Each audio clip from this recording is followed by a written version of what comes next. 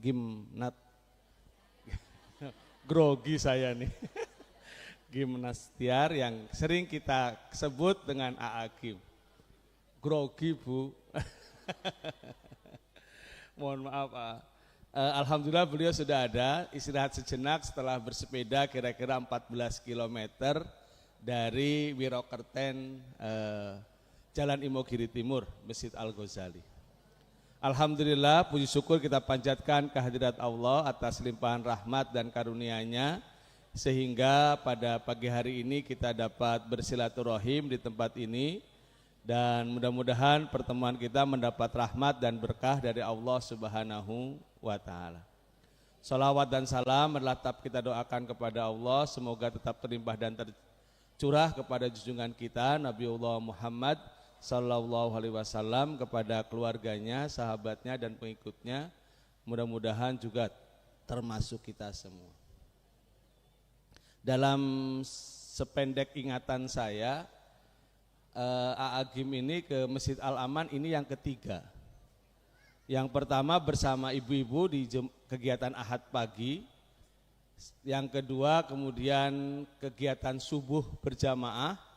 Dan yang ketiga ini, mudah-mudahan bisa memberikan motivasi bagi kita untuk terus bagaimana kita meningkatkan kualitas diri dalam mendekatkan diri kita kepada Allah Subhanahu wa taala dan dalam menegakkan nilai-nilai ajaran Islam dalam kehidupan kita.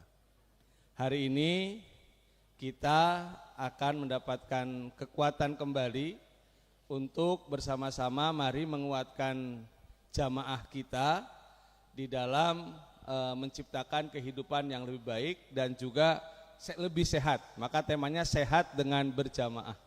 Mudah-mudahan kita semua bisa siap. Terima kasih berikan kekuatan di semua. Terima kasih sampaikan sekali lagi kepada yang berkenan hadir di sini. Saya mohon maaf apabila banyak kekurangan. Assalamualaikum warahmatullahi wabarakatuh. Waalaikumsalam warahmatullahi wabarakatuh. Volume monitor. Assalamualaikum warahmatullahi wabarakatuh. Alhamdulillahirabbil alamin. Bisa dibesarkan sedikit? Apa kabar?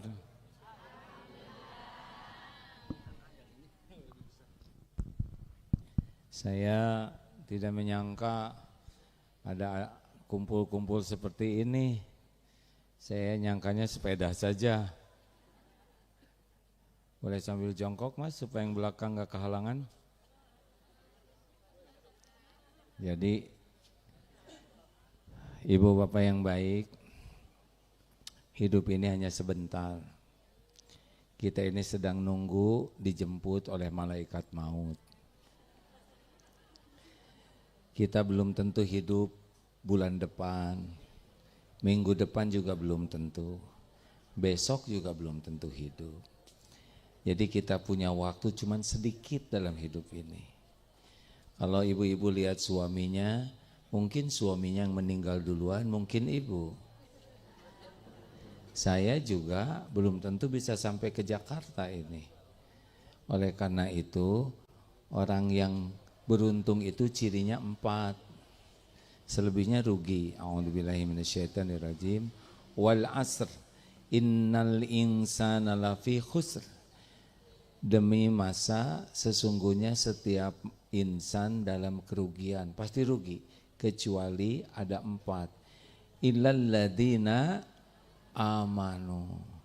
Orang yang punya iman, orang yang waktunya digunakan untuk meningkatkan iman baru untung. Saya bersepeda barusan untung atau rugi? Belum tentu. Kalau bersepeda niatnya salah, kalau sambil bersepeda tidak berzikir, saya rugi. Udah capek, jauh, gak ada apa-apanya. Ibu punya anak untung atau rugi? Tergantung. Kalau ibu niatnya baik, caranya benar, ibu jadi pahala. Kalau hanya sekedar hamil, maaf ya, kucing juga hamil. Benar. Kalau melahirkan, kambing juga melahirkan. Apa yang membedakan kambing dengan ibu? Kambing itu hewan, ibu itu manusia. Nah, yang membedakannya adalah kambing itu selalu bertasbih, ibu-ibu jarang bertasbih.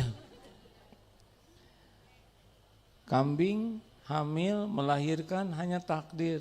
Kalau kita takdir yang bisa jadi amal soleh. Nah, ada yang nanya, bahagia itu apa? Bahagia itu tergantung iman. Iman makin kuat, hidup makin bahagia. Katanya Rasul diutus untuk menyempurnakan akhlak. Benar, akhlak itu buah dari iman. Kalau ada orang rajin pengajian, rajin sholat, rajin tahajud, tapi akhlaknya belum bagus, berarti imannya belum bagus.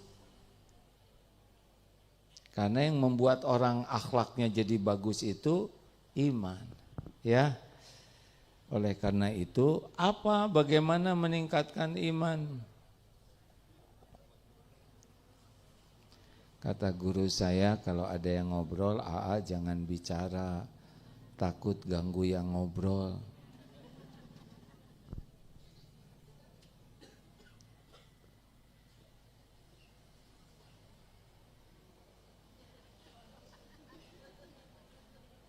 Udah Bu,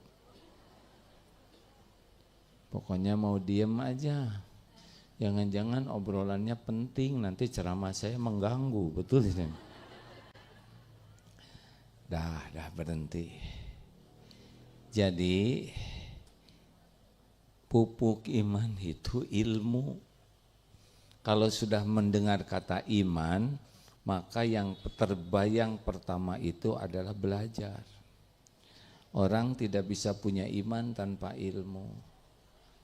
Nah, ibu-ibu, bapak-bapak rajin pengajian, Masya Allah. Tapi kenapa ya ada bapak-bapak yang nanya, istri saya tuh rajin pengajian sehari 3 kali, tapi yang berubah cuma seragamnya. Kelakuannya tetap aja rewel, bawel, marah-marah melulu. Bawaan dari mana Bu? Bawaan dari kurang iman. Kalau orang kuat iman tidak berani rewel, karena setiap patah kata pasti didengar Allah, pasti dicatat, pasti ada balasannya. Jadi pupuk iman apa? Ilmu. Makanya orang beruntung tuh tiap hari nambah ilmu. Tenang saja, kalau uang mah nanti ikut. Makin kuat iman, nanti lengket kok rezekinya ngejar. Iya, orang imannya kuat kan akan tawakal. Wa may yatawakkal 'alallah fahuwa hasbuh. Barang siapa yang tawakal, Allah akan cukupi. Enggak perlu banyak uang. Yang penting tiap perlu bukan ada cukup. Ada juga enggak cukup stres. Banyak sepatu tapi enggak ada yang cukup, stres. Jelas? Pupuk iman apa? Ilmu yang dipelajari dengan ikhlas dan diamalkan baru naik. Makanya orang yang beruntung itu yang kedua wa'amilus sholihat. Orang yang kesibukannya jadi amal soleh. Ini saya tadi acara udah banyak. Kalau tidak pakai niat dan tidak dengan cara yang benar, cuman capeknya ini. Jauh-jauh dari Bandung ke Jogja. Capek nih Bu. Pagi, siang, malam ceramah terus. Kalau enggak pakai niat cari ridho Allah udah pasti sia-sia. Ibu ngurus anak, ngurus suami enggak ada pahalanya kalau enggak pakai niat. Kayak kirim paket nggak pakai alamat nggak sampai. Makanya harus jelas niatnya. Semuanya dalam Islam pakai doa. Bangun tidur doa. Mau ke kamar mandi doa. Benar? Mau makan doa. Minum doa. Berpakaian doa. Kata Ustadz di Jogokarian, satu-satunya yang nggak pakai doa itu mau merokok. Doanya apa coba? Bismika Allahumma ahya wa amut, tidur. Yang suka ngerokok apa sih doa ngerokok? Saya senang di sini tidak ada yang merokok. Kasihan yang merokok tuh, orang kan akan dimatikan dalam kebiasaannya. Jadi ada kemungkinan yang merokok tuh matinya lagi ngerokok. Susah husnul khotimahnya, ya kan?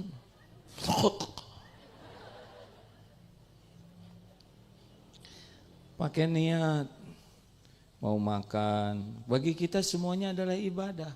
Kita kan bakal meninggal, betul tidak? Yang dibawa apa? Amal. Hidup bahagia karena amal soleh, meninggal husnul khotimah ketika beramal soleh, dikubur lapang, ditemani amal soleh, masuk ke sorga dengan salah. Kita tidak bisa masuk sorga dengan amal soleh. Kita masuk sorga dengan rahmat Allah. Rahmat Allah diberikan kepada yang sibuk beramal soleh gitu. Amal kita nggak bisa menyampaikan ke sorga, enggak. Sholatnya khusyuk tidak? Boro-boro khusyuk, ngerti juga enggak ya. Mau khusyuk gimana? Kita enggak ngerti bacaan sholatnya. Ini saya buat duduk saya. Aduh. Kenapa saya berdiri? Saya tidak bisa lama karena ini tidak ada jadwalnya. Enggak ada ini jadwal ini. Saya juga nanya, loh kok ada ceramah? Tapi saya harus pulang karena sudah ditunggu pesawat. Jadi enggak lama ya. Satu, tiada hari tanpa mencari ilmu, terutama ilmu ma'rifatullah, ilmu mengenal Allah. Karena tidak mungkin orang ibadah kepada Allah benar kalau tidak kenal kepada Allah. Perintah sholat itu sesudah 10 tahun lebih Nabi dakwah, baru ada perintah sholat 5 waktu Isra Mi'raj. Jadi sebelumnya Nabi dakwah tuh Allah. Sehingga ketika ada perintah sholat, semangat karena sudah kenal Allah. Perintah saum itu sesudah hijrah di Madinah, baru saum Ramadan. Jadi jangan sampai belajar agama tidak kenal ke Allahnya, nanti sering berantem. Katanya ada yang suka berantem masalah kunut, masalah pokoknya yang gitu-gitu ya, mesti ini belum kenal ke Allah. Dari dulu juga ada beda pendapat, biasa aja. Kenapa orang berkelahi? Pasti kalau sesama umat Islam itu tauhidnya kurang mantep. Jadi baru lebih sibuk kepada ibadah dohir dari ibadah hati. 2, amal soleh ya. Jadi apapun yang dilakukan, luruskan dulu niatnya. Saya barusan bersepeda, qadarullah tadi malam tidur setengah 12, bangun jam 3, jadi baru 3,5 jam. Sepeda, niatnya apa? Harus pakai niat, mau sok jagoan, mau sok kuat, mau apa? Pengen dipuji orang, mau apa? Tadi saya lihat juga ada ibu-ibu pakai jilbab kecil lari, gak usah dibayangin Pak. Pakai legging, celana pendek, saya nggak ngerti niatnya apa. Kan jilbab bukan hanya menutup rambut. Ada orang berpakaian tapi telanjang, yaitu orang yang pakaiannya ketat. Dihukuminya dia berpakaian tapi telanjang. Tidak boleh. Nek, jangan pakai legging ya Nek. Nanti darahnya nggak ngalir. nggak usah centil, lari. Begitu kalau meninggal di jalan gimana? Malu meninggal pakai pakaian terbuka begitu. Jangan diizinkan ya Pak, istri pakai pakaian tapi seperti pakaian selem. 3, tawasobil haq. Orang baru beruntung kalau dia senang sekali menerima nasihat dan juga berbagi nasihat. Mana dulu yang penting, menerima atau memberi?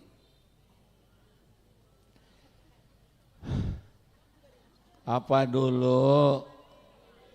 Menerima nasihat, memberi nasihat. Kalau enggak punya, mau apa yang bisa kita beri? Jadi tidak mungkin orang bisa memberi nasihat dengan baik kalau dia tidak suka menerima nasihat. Jadi kalau ngobrol di rumah tuh jangan dulu langsung nasehatin, tapi Mas, beritahu kesalahan kekurangan saya agar saya bisa lebih baik. Itu orang beruntung. Suami juga, Bu, tolong kasih tahu apa yang harus Papa perbaiki.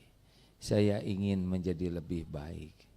1, Pak, Bapak tuh ngajinya belum benar. 2, keteknya bau. 3, Bapak masih ngerokok. Bismillah. Dengan mengucap bismillah, mulai hari ini saya akan belajar ngaji. Ketek saya mau saya kasih kapur ya. Dan rokok mulai hari ini bismillah saya berhenti. Sebaik-baik jawaban adalah PDLT, perbaiki diri. Bu, sekarang apa Mas? Bu, Ibu itu sudah bagus, cuma maaf jangan keseringan kentutnya gitu ya. Tahan, kalau bisa jangan dibalik selimut. Bulu hidung saya jadi keriting. Bu, usahakan jangan kebanyakan nunggu paket.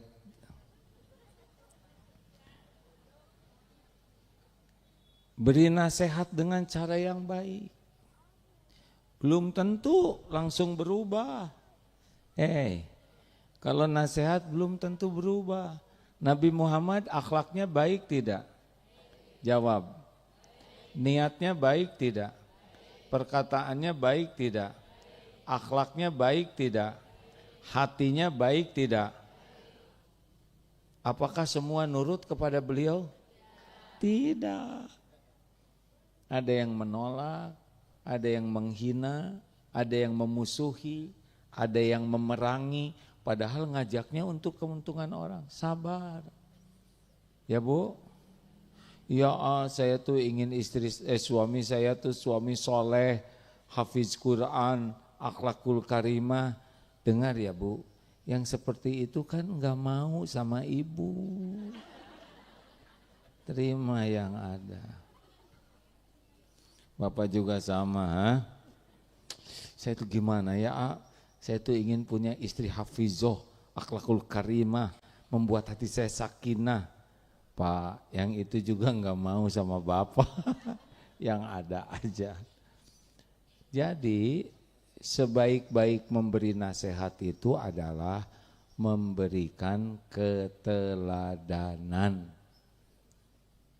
Sebaik-baik dakwah adalah dengan jadi teladan. Jadi tiap hari harus bicara gini, saya ngasih contoh apa nih ke anak saya.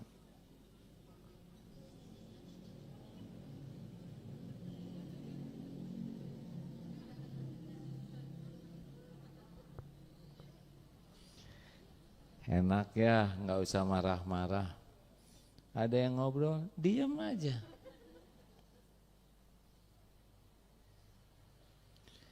Jadi ibu harus selalu bicara, saya ngasih contoh apa kepada anak-anak saya. Bapak juga gitu sambil merokok tuh, saya ngasih contoh apa. Saya suka aneh lihat yang merokok tuh kayak nggak ada kerjaan. Sedot, tiup, sedot, tiup, apa-apaan, nggak ngerti saya Pak. Harusnya kan dikunyah rokok teh. Sebungkus, berapa sih sekarang di sini? Hah?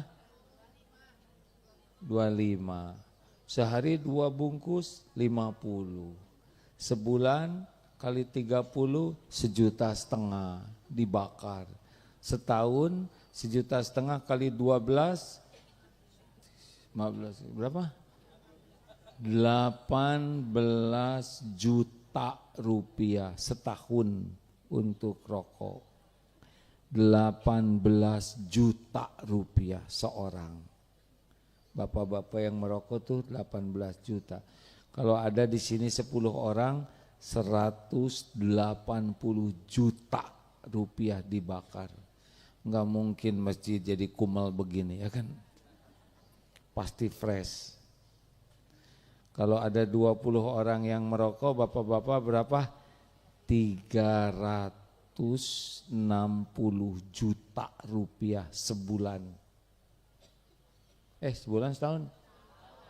Ya nggak apa-apa lah, setahun juga. Mikir. Kalau bapak ngerokok mikir, saya ngasih contoh apa sama anak cucu saya. Minta dong rokoknya, nggak boleh. Kenapa? Bahaya tahu. Udah tahu bahaya disedotin. Merokok tuh bukan masalah umur. Toh itu tetangga saya merokok umurnya panjang. Umur Allah yang menentukan. Tapi setiap rupiah, setiap perbuatan pasti dituntut oleh Allah. Nyedot ngeracunin paru-paru, nyebrot ngeracunin orang lain. Makanya kalau lihat yang sedang merokok, doakan supaya bisa berhenti. Jangan dicemooh, ya. Ya Allah, sing pahit gitu mudah-mudahan jadi enggak. Bu, kalau lagi marah-marah, ibu selalu mikir, saya ngasih contoh apa? Bangun nak, sholat, udah subuh nih. Gimana kamu ini? Kok marah-marah? Kata anak, teman saya sholatnya masih jarang, tapi nggak marah-marah. Ibu rajin sholat, tapi ganas. Marah-marah melulu, jangan-jangan sholat yang bikin jadi pemarah. Bu, bantuin saya bikin PR ya. Iya nak, nanti pada Isya. Sekarang ibu mau ngebalesin dulu WA teman-teman di grup pengajian. Bu, udah Isya, tunggu dulu nak, sabar ya. Ibu belum selesai. Bu, udah jam 8, sabar. Innallaha ma'asobirin. Dalil keluar, tapi contohnya enggak cocok. Sebaik-baik berdakwah adalah memberikan keteladanan. Terakhir, ini penceramahnya ada 4 apa? Tuh 5 menit lagi saya harus berangkat. Pesawatnya bukan pesawat saya Bu. Salah sendiri kenapa enggak beli pesawat. Tawasau bis sabr. Berwasiat dalam kesabaran. Apa itu sabar? Sabar itu menahan diri, mengendalikan diri.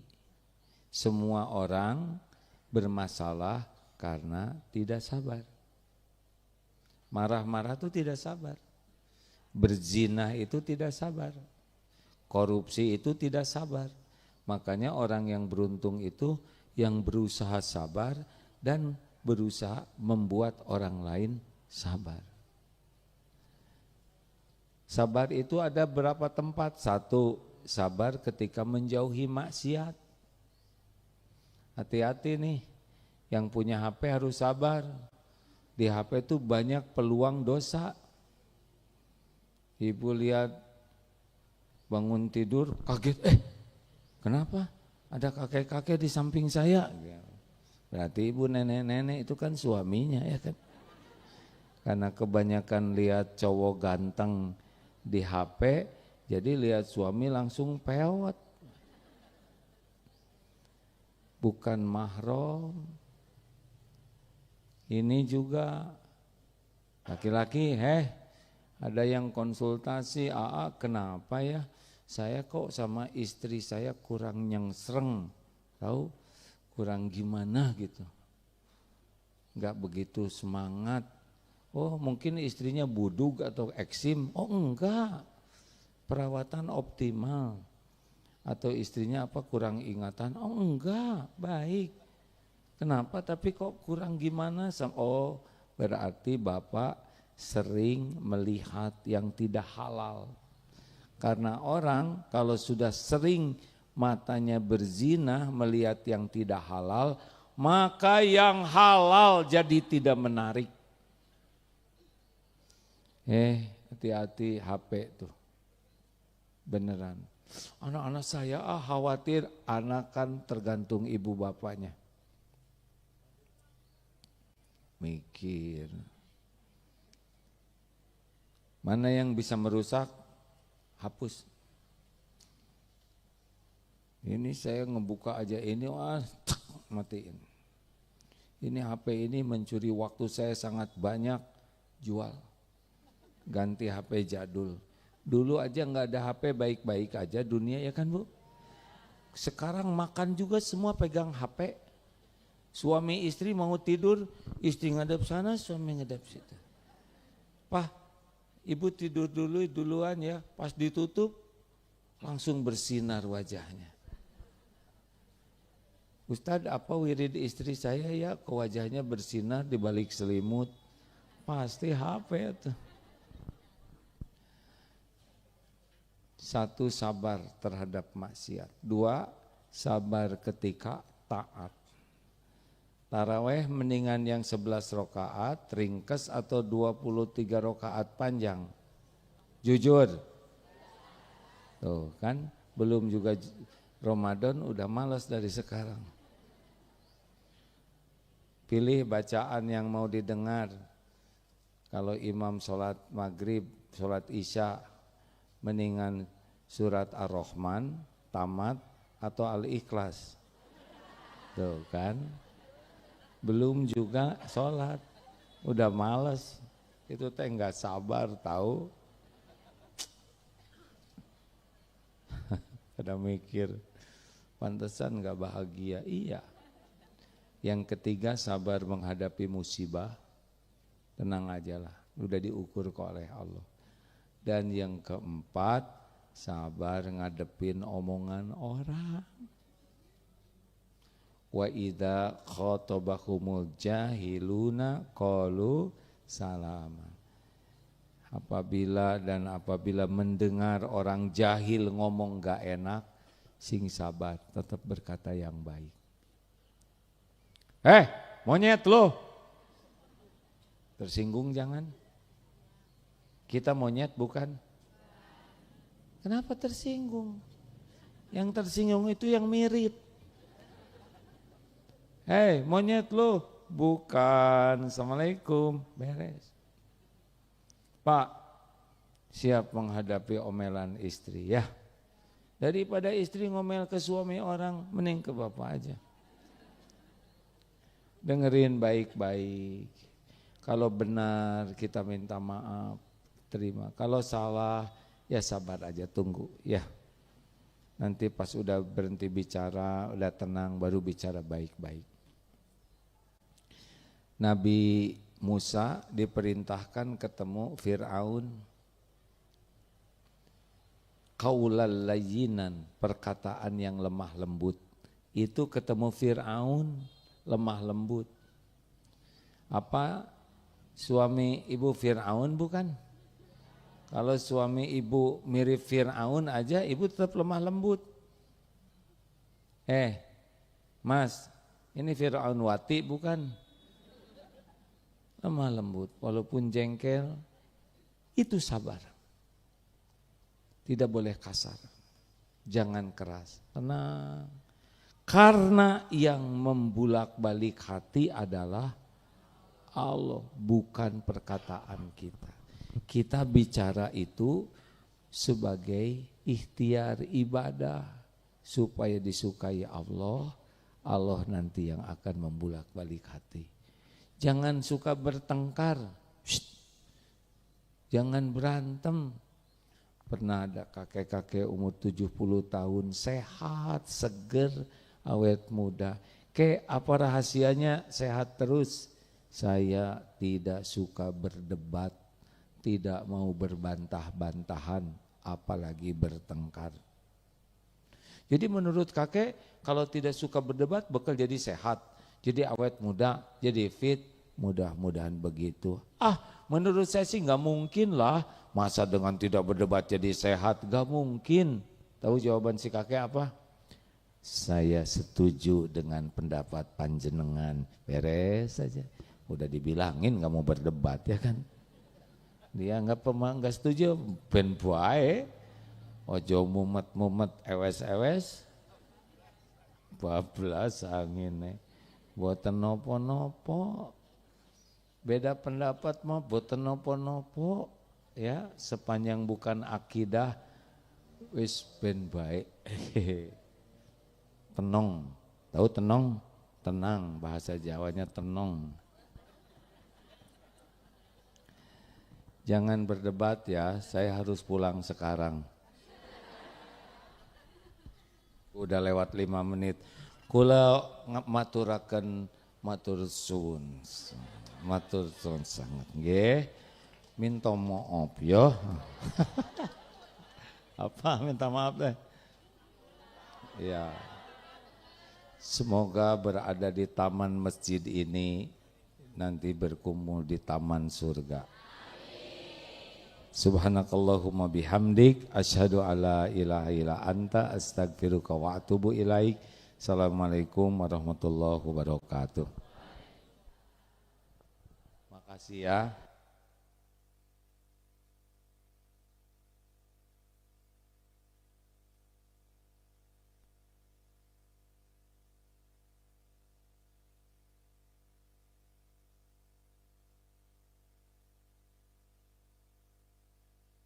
Bapak Ibu, jangan bubar dulu. Kita akan mengadakan penggalangan donasi untuk Palestina. Akan ada teman-teman dari Risma Al-Aman dan tim dari DT untuk keliling menggunakan kain berwarna oranye. Silakan Bapak Ibu menyiapkan infak terbaiknya untuk disalurkan ke saudara-saudara kita di Palestina yang sedang diuji oleh Allah Subhanahu wa taala. Mudah-mudahan dengan sedekah maksimal Bapak Ibu sekalian pagi hari ini bisa meringankan penderitaan saudara-saudara kita yang sedang diuji kesabarannya oleh Allah Subhanahu wa taala, terkhusus di Palestina.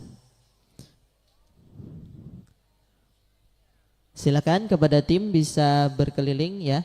Bapak Ibu yang sudah menyiapkan infaknya mohon bersabar untuk bisa disalurkan kepada tim Risma Al-Aman yang sudah berseragam kain berwarna oranye.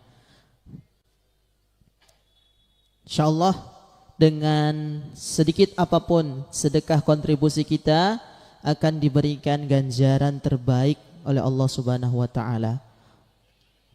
Wa in tuqridullaha qardan hasanan yudha'ifu lahu wa yaghfir lakum.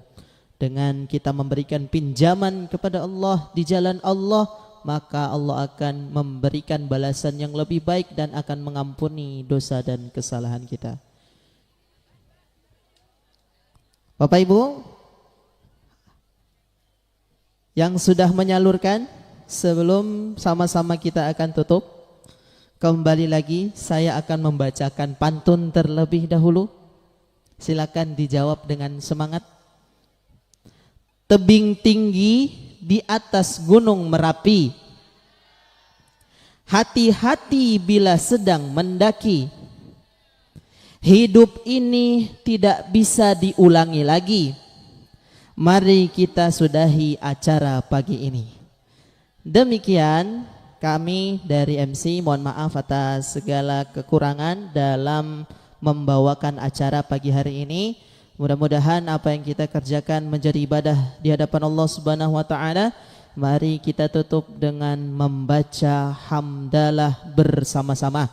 Alhamdulillahi rabbil alamin. Akhirul kalam. Thumma assalamu alaikum warahmatullahi wabarakatuh.